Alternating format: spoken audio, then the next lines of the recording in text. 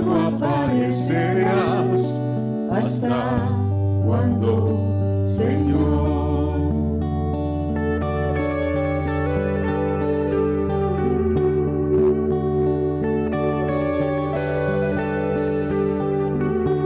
Reyes de la tierra huirán al oír del ángel la canción, y sus corazones temerán. ¿Hasta cuándo, Señor?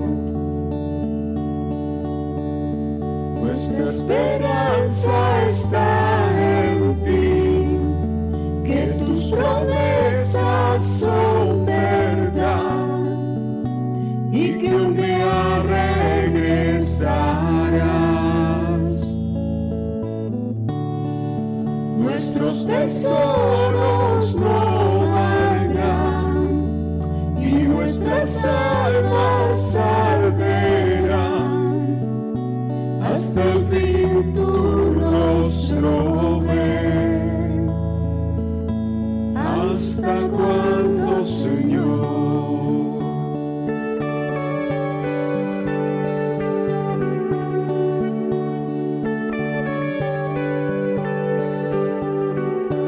Tú conquistarás toda maldad, todo dolor, pena y error.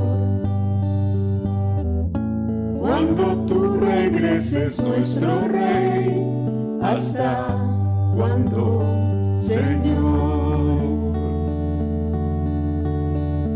Nuestra esperanza está en ti, que tus promesas son verdad y que un día regresarás. Nuestros tesoros no valdrán y nuestras almas arderán hasta el fin tu rostro ver. ¿Hasta cuándo, Señor?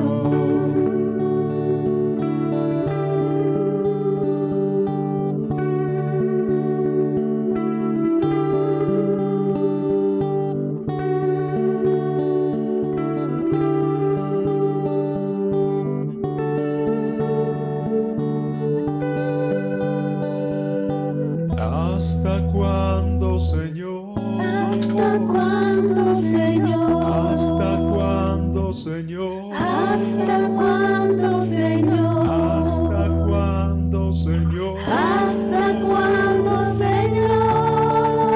Nuestra esperanza está en ti, que tus promesas son verdad y que un día regresarás. Nuestros tesoros no valdrán y nuestras almas arderán hasta el fin tu rostro ver. ¿Hasta cuándo, Señor? ¿Hasta cuándo, Señor? ¿Hasta cuándo, Señor? ¿Hasta cuándo, Señor?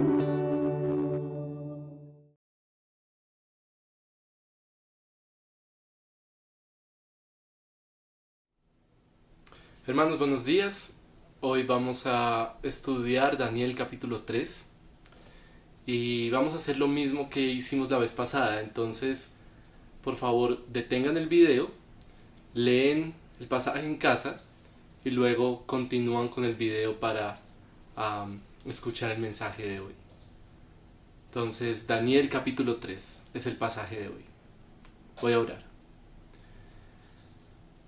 Padre eterno, te ruego, te suplico, Señor, que nos dé sabiduría al escuchar este mensaje, me dé sabiduría al proclamarlo, pero también te ruego sabiduría por mis hermanos, para escucharlo y examinarse correctamente.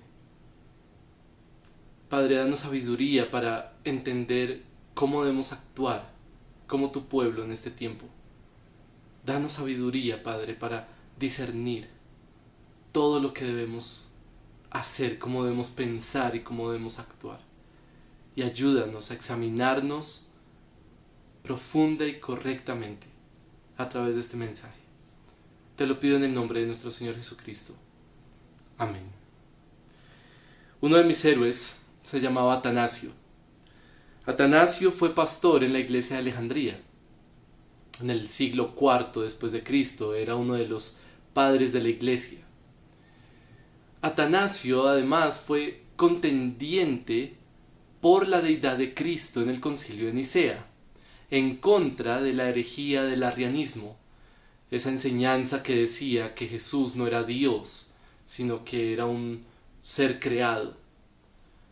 De tal manera que Atanasio tuvo que enfrentar mucha oposición, pero el problema es que Atanasio vivía en un tiempo en el que la ortodoxia parece que no se tomaba en serio. Entonces, aunque muchos pastores habían afirmado la deidad de Jesús, realmente no la predicaban, no la defendían, no la trataban como si fuera importante, pero para Atanasio era sumamente importante. Tal era la vehemencia de Atanasio que se ganó muchos enemigos. Por eso es que salió una frase, de pronto alguno la ha escuchado, Atanasio contra mundum, o contra el mundo, porque todos parecía que estaban en contra, o Atanasio estaba en contra de todo el mundo. Tuvo que enfrentar 5 veces que lo capturaran y lo sacaran de la ciudad de Alejandría. 5 exilios por la deidad de Jesucristo, aparte de amenazas y persecución. Y entonces uno se pregunta, ¿por qué tanto riesgo por una doctrina?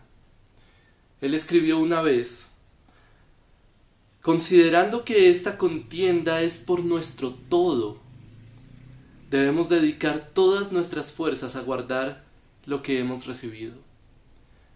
Es como si uno le preguntara a Atanasio, ¿por qué tanto riesgo por una doctrina?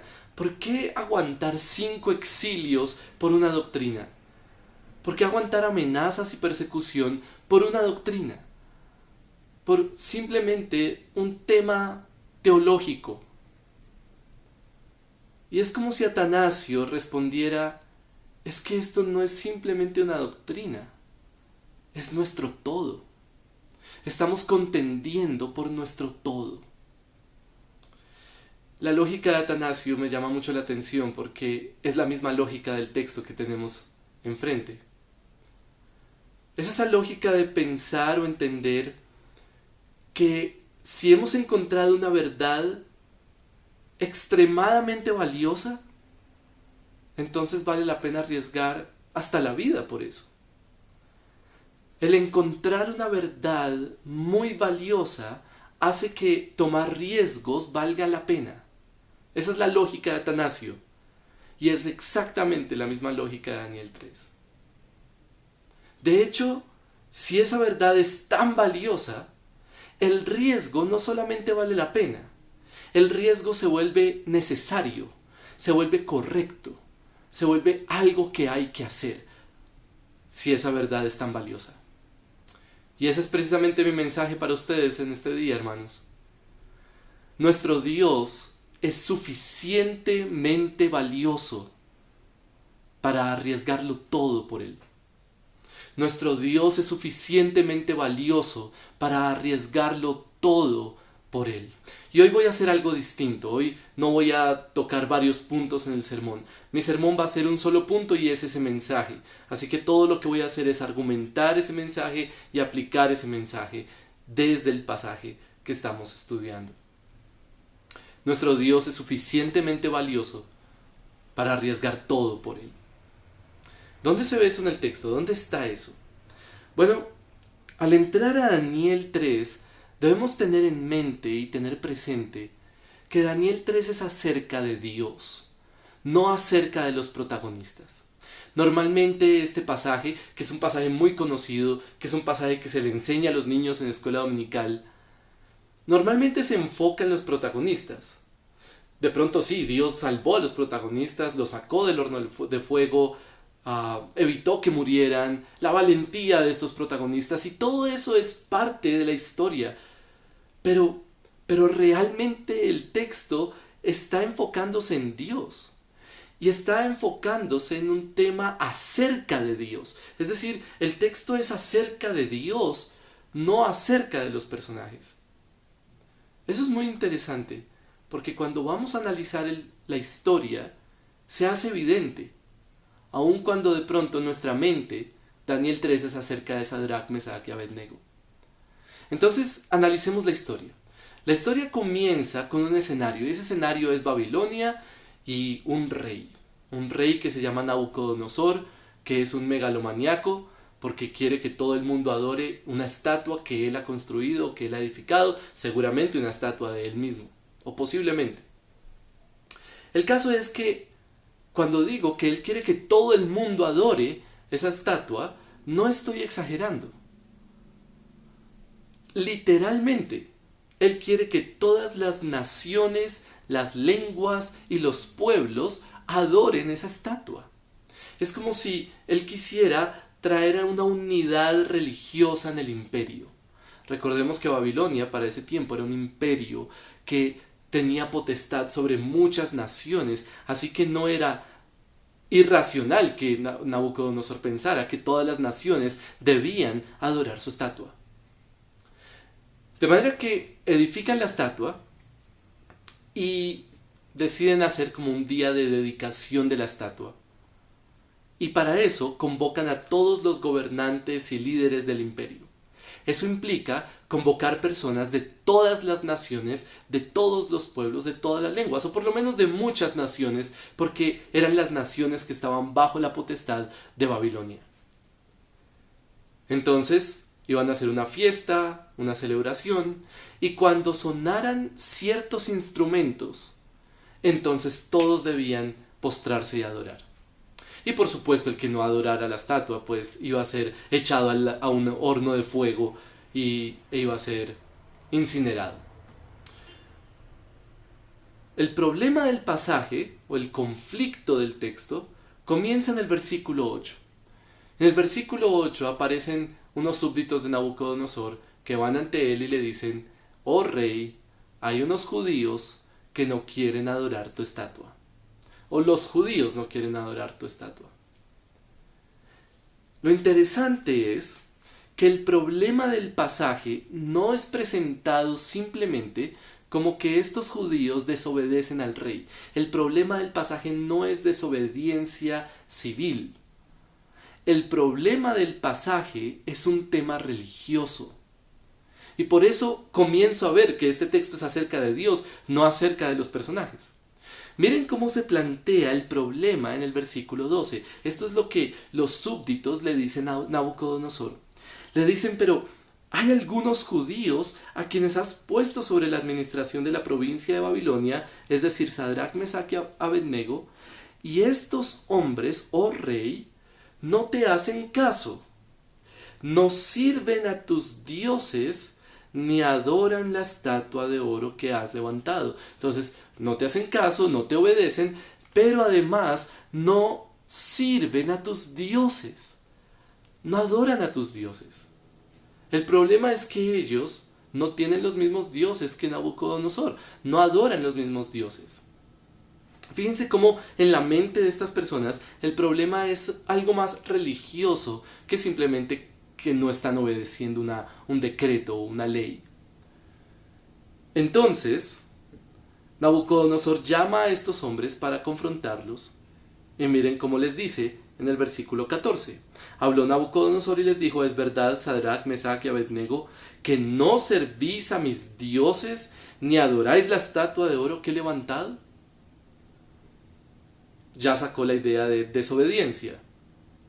Ahora se enfocó solo en el tema de los dioses. ¿Es verdad que ustedes no sirven a mis dioses? ¿Es verdad que no quieren adorar esta estatua? Es un tema religioso. Y luego, el versículo 15 plantea como un desafío de parte de Nabucodonosor a estos personajes. Y miren las palabras que usa Nabucodonosor para dar ese desafío. Versículo 15 al final. Porque si no la adoráis, inmediatamente seréis echados en un horno de fuego ardiente. Y aquí está la pregunta. ¿Y qué Dios será el que os libre de mis manos? Es un tema completamente teológico. Bueno, de hecho pasó de ser religioso a ser teológico.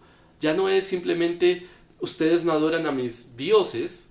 Ahora es a ver si su Dios es más fuerte que yo. A ver si puede librarlos de mis manos. Ya es un tema de choque de dioses. El conflicto es un conflicto religioso, es un conflicto teológico. Se les obliga a adorar una estatua que no es un dios, que no es su Dios. Se les obliga a adorar dioses que no son sus dioses. Es un conflicto completamente religioso. El desafío es casi un desafío hacia Dios, ni siquiera hacia ellos directamente. Es un desafío hacia Dios. ¿Será que ese Dios sí es capaz de librarlos? Por supuesto, el clímax del pasaje es cuando Dios, el Dios verdadero, el Dios de Abraham, Isaac y Jacob, libra a sus hijos, a su pueblo, a estos 3 hombres del horno de fuego. Y es un punto climático porque el horno de fuego de hecho fue calentado 7 veces más de lo normal. Los que lanzaron a Sadrach, Mesach y Abednego al fuego murieron por el calor tan tremendo del horno. Y aparece un cuarto hombre que Nabucodonosor dice que tiene cara o pinta de un hijo de los dioses y los salva. Salen del horno sin un rasguño, sin una sola quemadura, ante los ojos de todas las naciones. Ese es el punto climático del texto, definitivamente. Pero quiero que noten cómo se resuelve la historia, porque la resolución de la historia no es solamente que ellos no mueren, porque el problema, recuerden, que es algo más religioso que eso, y la resolución es igualmente religiosa. La resolución está en los versículos 28 al 29, y esos 2 versículos hacen un balance con el problema que acabamos de ver, que está enfocado en Dios. Entonces Nabucodonosor habla cuando ve que estos hombres salieron ilesos del horno de fuego y les dice en el versículo 28: bendito sea el Dios de Sadrach, Mesach y Abednego. De hecho, él dice esto ante todos los gobernantes de todas las naciones, de todos los pueblos, de todas las lenguas. Les dice: bendito sea el Dios de Sadrach, Mesach y Abednego, que ha enviado a su ángel y ha librado a sus siervos que, confiando en él, desobedecieron la orden del rey y entregaron sus cuerpos antes de servir y adorar a ningún otro Dios excepto a su Dios. Por tanto, proclamo un decreto de que todo pueblo, nación o lengua, mismas palabras del principio, que diga blasfemia contra el Dios de Sadrach, Mesach y Abednego, sea descuartizado y sus casas reducidas a escombros, ya que no hay otro Dios que pueda librar de esta manera. Fíjense con cómo se resuelven los conflictos de la historia en estos 2 versículos. Los judíos ya no tienen que adorar a esa estatua. Parece como que el tema de la estatua pasó a un segundo plano, ya eso no es importante. Los 3 protagonistas fueron librados, eso es importante definitivamente, pero hay algo más. El Dios de los judíos sí es capaz. El desafío de Nabucodonosor, ¿qué Dios será capaz de librarlos? Aquí se ve el balance. Ese Dios, no hay Dios que pueda librar como ese Dios, el Dios de Sadrach, Mesach y Abednego. Así que el decreto cambia, ¿se dan cuenta? Comenzamos con un decreto, ese decreto es: tienen que adorar la estatua. Pueblos, naciones y lenguas tienen que adorar la estatua. Ahora el decreto cambia. Pueblos, naciones y lenguas, nadie puede blasfemar al Dios de Sadrach, Mesach y Abednego, o si no va a ser descuartizado y su casa reducida a escombros, porque no hay Dios que pueda librar como ese Dios. De manera que el texto es acerca de Dios. Todo lo que pasa, la situación que vemos, que Sadrac, Mesach y Abednego salgan del horno, es solamente para decir algo acerca de Dios. Dios es capaz de librar. Dios sí es más poderoso que Nabucodonosor. Dios sí es más poderoso que el emperador del imperio más poderoso de ese tiempo. Dios sí puede librar. De manera que hasta este punto, y cuando analizamos la historia de esa manera, el mensaje parece ser, y se enfoca bastante, en la idea de librar. Dios es capaz de librar. Y como que el valor de ese Dios, de Sadrac, Mesach y Abednego, es su poder para poder librar, para rescatar a los suyos. Sin embargo, creo que el texto va más allá. Porque no es solamente que el valor de Dios es que Él puede librar, sino que en realidad el texto da un paso más a decirnos el valor de Dios es Él mismo. Dios mismo es valioso, no por lo que hace, sino por lo que es. ¿De dónde sacó eso? Bueno, en ese momento de conflicto, cuando Nabucodonosor desafía a Sadrac, Mesach y Abednego, y a través de ese desafío desafía a Dios mismo, la respuesta de estos tres personajes es maravillosa. Es una de las respuestas y uno de los versículos más impresionantes de toda la Biblia, creo yo. ¿Qué es lo que dicen ellos? Versículo 16. Recuerden que en el versículo 15 Nabucodonosor los desafió. ¿Qué Dios será el que los puede librar? Versículo 16. Sadrac, Mesach y Abednego respondieron y dijeron al rey Nabucodonosor: no necesitamos darte una respuesta acerca de este asunto. Ciertamente, nuestro Dios a quien servimos puede librarnos del horno de fuego ardiente.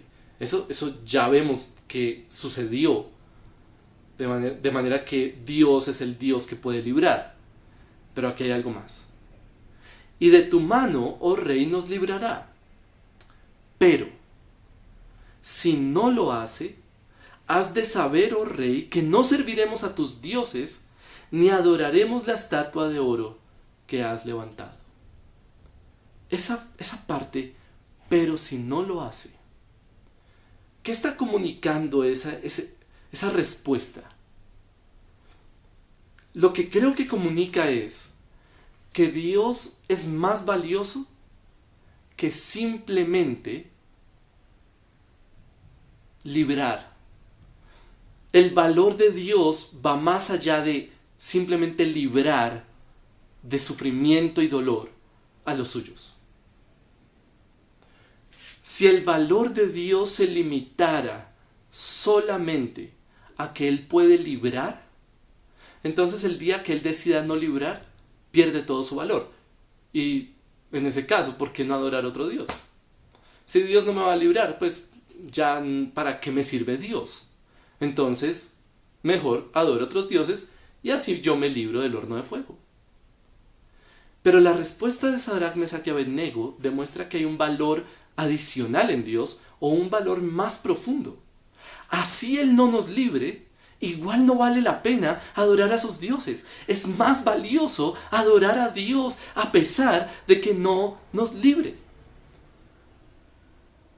De manera que el texto está dando un paso más allá. Sí, nuestro Dios es el gran Dios poderoso que es capaz de rescatar a su pueblo del sufrimiento y del dolor, de la persecución y de la injusticia. Pero en realidad va más allá.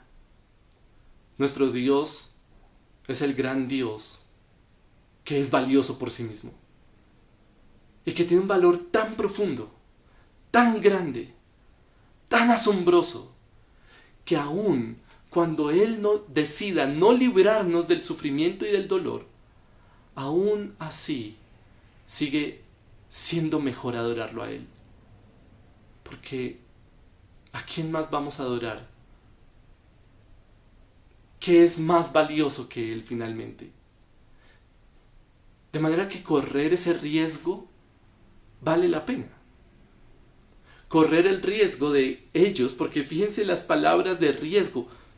No sabemos si va a pasar. Bueno, ellos parece que están seguros de que Dios los va a librar, pero sus palabras son, pero si no lo hace, supongamos que no lo hace. Es un riesgo.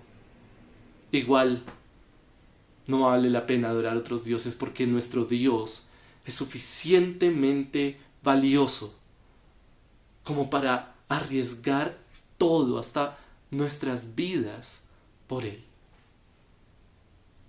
De eso se trata este pasaje. Hermanos, nosotros podemos tomar riesgos aún más grandes y más radicales que Sadrach, Mesach y Abednego. Por lo menos deberíamos estar dispuestos a tomar riesgos más radicales. ¿Por qué? La respuesta es sencilla. Porque Jesucristo ya vino. Porque el Evangelio ya fue efectuado. Porque nuestra salvación ya es segura. Cuando tomamos riesgos es porque somos ignorantes del futuro. No sabemos qué va a pasar. ¿Qué va a suceder? Bueno, puede suceder opción 1 o opción 2. ¿Cuál de esas dos opciones va a suceder? No lo sé. Entonces, como yo no sé qué va a suceder, me toca tomar un riesgo. Ahora, cuando nosotros tomamos riesgos, realmente tendemos a buscar elementos que nos den cierta seguridad. Entonces, si hay algo a lo que yo me puedo aferrar que de alguna forma me asegure un resultado, pues eso me va a dar más confianza para enfrentar ese riesgo. Piénselo cada vez que usted sale en estos días. Cuando usted sale a la calle se está arriesgando, ¿cierto? Se está arriesgando a contaminarse de coronavirus. Pero entonces, usted sale con su tapabocas. Usted sale de pronto con guantes. Usted se asegura de no acercarse mucho a la gente. Y de alguna forma eso le da un poco más de confianza. Son elementos de seguridad que le da a usted confianza para enfrentar el riesgo de salir a la calle y contagiarse de coronavirus. Así funciona. No sabemos qué va a pasar, no podemos controlarlo, pero hay elementos que nos pueden dar seguridad. Precisamente por eso es que nosotros podemos tomar todos los riesgos del mundo por la causa de Cristo, porque la victoria de Cristo ya es segura. Ese es el elemento de seguridad más profundo que existe. Cristo ya ganó. De manera que nuestra esperanza no está en riesgo. Es como cuando Pablo le decía a Timoteo, yo sé en quién he creído y estoy convencido de que es poderoso para guardar mi depósito hasta aquel día. Así que sufro penalidades. Así que enfrento persecuciones. Todo lo soporto por amor de los escogidos. Porque finalmente, aunque yo no sé qué va a pasar, si me van a matar o si me van a meter preso, en las palabras de Pablo, yo no sé qué va a pasar. Lo que sí sé es que tengo un depósito y Dios es poderoso para guardarlo por Jesucristo. La muerte y resurrección de Jesucristo debería capacitarnos para tomar riesgos incluso más radicales que Sadrach, Mesach y Abednego. La seguridad que ofrece el Evangelio nos capacita para tomar riesgos, porque nos hace ver el valor de Dios y nos hace ver la seguridad de nuestra esperanza,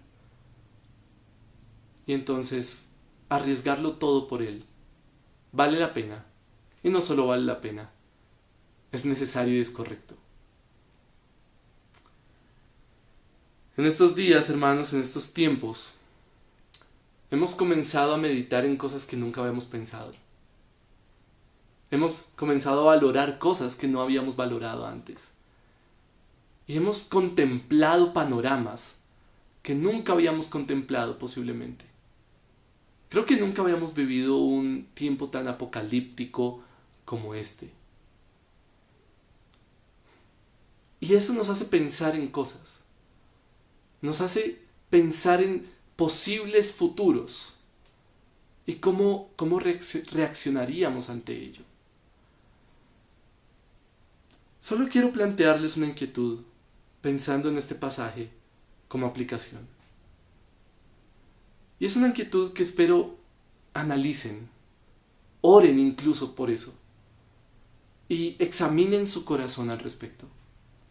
Y esa inquietud es la siguiente: ¿cuánto estarían dispuestos a arriesgar por congregarnos para adorar a nuestro Señor? Y principalmente le hablo a los miembros de Renacer.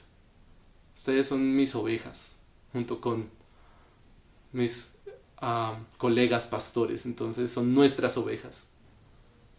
Y pienso en Renacer y quisiera que todos los miembros de Renacer se pregunten esto y se examinen. ¿Cuánto estarían dispuestos a arriesgar por congregarnos para adorar al Señor? Porque, hermanos, puede llegar el momento en el que ya dejar de congregarnos va a dejar de ser legítimo. Y nuevamente, yo no conozco el futuro, no sé qué va a pasar. Pero esto es algo que hemos venido meditando y por lo cual hemos estado orando. Puede llegar el momento en el que no congregarnos deje de ser legítimo.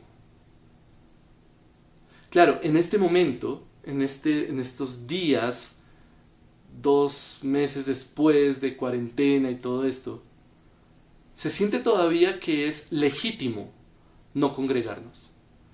Legítimo por varias razones, porque hay una crisis sanitaria, eso lo hace legítimo, porque es de testimonio hacia nuestra sociedad, porque queremos someternos a nuestras autoridades, porque este asunto no es contra la iglesia. Ese es un argumento que me parece muy importante.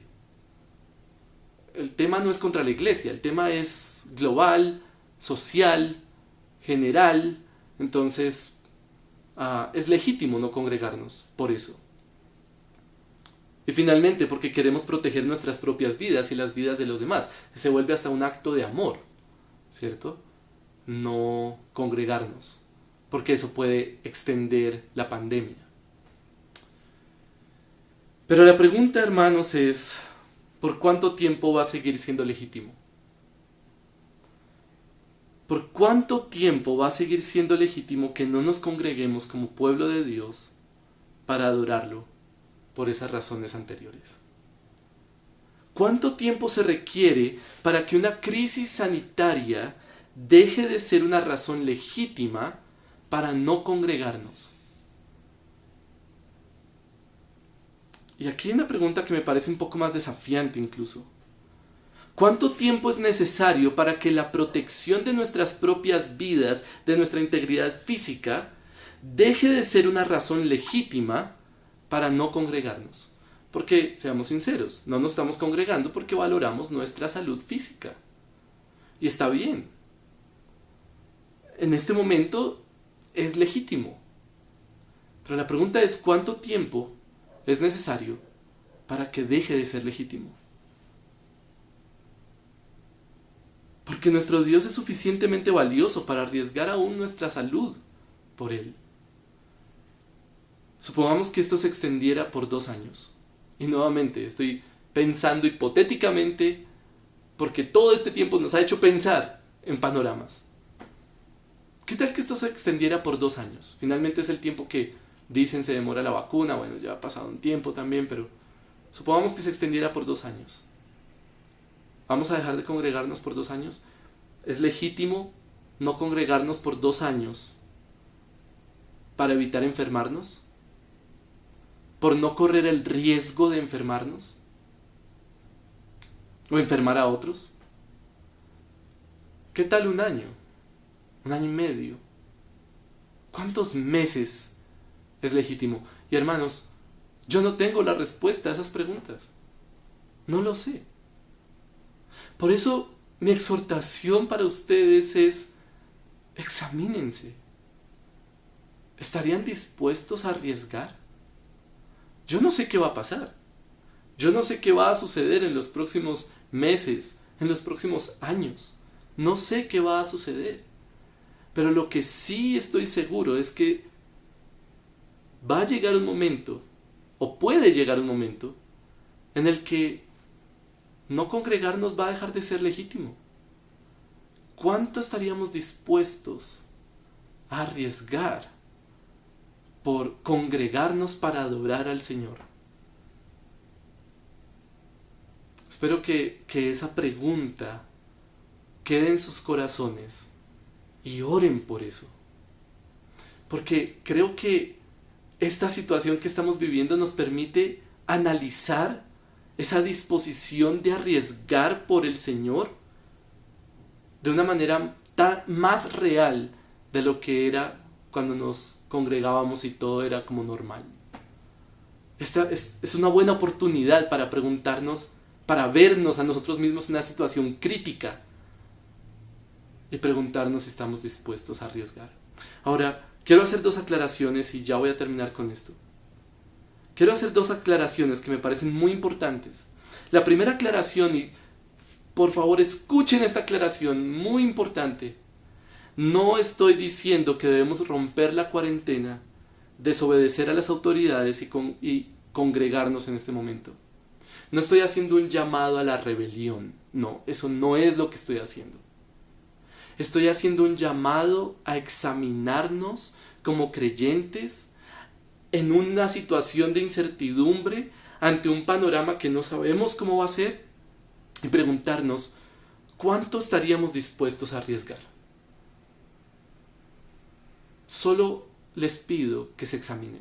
No estoy llamando a la rebelión, no estoy diciendo que ya deberíamos congregarnos. Creo que hay un camino muy largo que recorrer antes de llegar a una decisión tan radical.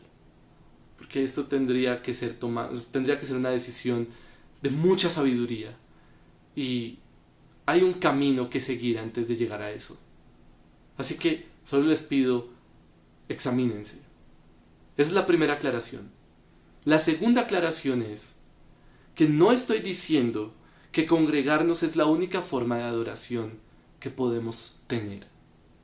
Por supuesto, estamos disfrutando de adoración en casa, privada, individual. Eso es parte de lo que es ser creyente, una adoración individual y personal hacia Dios. Pero no es la única clase de adoración. Y de hecho, queda coja sin la otra clase de adoración. Y viceversa también. Pero el caso es, la adoración individual queda coja sin la adoración congregacional. Porque no somos simplemente individuos llamados a adorar a Dios. Somos un pueblo llamado a adorar a Dios.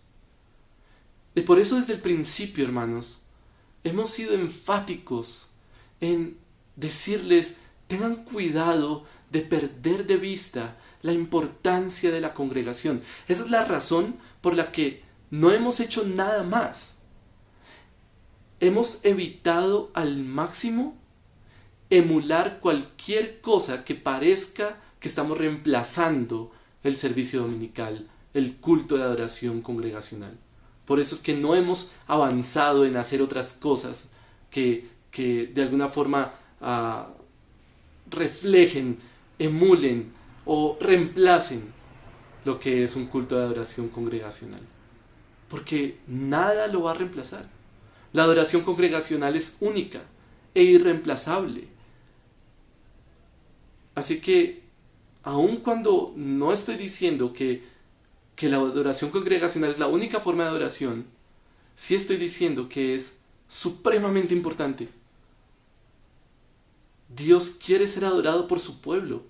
Dios convoca a su pueblo en su día, el día del Señor, para congregarse y adorar y ejercer su autoridad como iglesia, representándolo a Él en la tierra. Así que es muy importante. Y por eso por el valor de esa verdad, por el valor de nuestro Dios y de la adoración a nuestro Dios, es que les pregunto, ¿cuánto estarían dispuestos a arriesgar? Porque nuestro Dios es suficientemente valioso como para arriesgarlo todo por Él. Cada generación, hermanos, tiene un dilema que enfrentar. Cada generación tiene un desafío ante el cual tiene que reaccionar. El tiempo de Sadrach, Mesach y Abednego tuvieron que tomar riesgos para demostrar que Dios es el único Dios verdadero. El Dios de Abraham, de Isaac y de Jacob es el único Dios verdadero. Ese fue su desafío. Cada generación tiene que enfrentar desafíos que implican riesgos. Y ese fue el riesgo que ellos tuvieron que tomar. Arriesgar sus vidas para decir, nuestro Dios es el único Dios verdadero, todos los demás dioses son falsos. Atanasio tuvo que arriesgar su vida para defender la doctrina de Cristo, para defender nuestro todo. Y ahora nosotros tenemos que enfrentar un desafío. Y no sé cómo va a ser ese desafío finalmente. Pero estoy seguro, hermanos, que esta generación de la Iglesia del Señor está llamada a preservar y a luchar y a contender por lo que es la Iglesia. ¿Por qué es ser Iglesia? Y pensando en eso, quisiera dejarles la pregunta: ¿cuánto están dispuestos a arriesgar por adorar al Señor como Él quiere? Porque nuestro Dios es suficientemente valioso como para arriesgarlo todo por Él. Vamos a orar. Padre eterno, te ruego sabiduría. En verdad, en este momento no sabemos qué va a pasar. Esa es la realidad. No sabemos qué nos espera en un año. No tenemos idea. Pero tú sí lo sabes. Tú eres el Dios de la historia. Tú conoces todas las cosas, Padre. Y por eso te ruego, danos sabiduría para entender cómo actuar. Y capacítanos para ver tu valor, cuán valioso eres. Y estar dispuestos, de pronto no tengamos que hacerlo, pero por lo menos estar dispuestos sinceramente a arriesgarlo todo por adorarte a ti, incluso nuestra salud física. Ayúdanos, Señor. Te ruego por renacer, te suplico que nos llenes de coraje para honrar y exaltar tu nombre. Te lo pido en el nombre de nuestro Señor Jesucristo. Amén. El Señor los bendiga.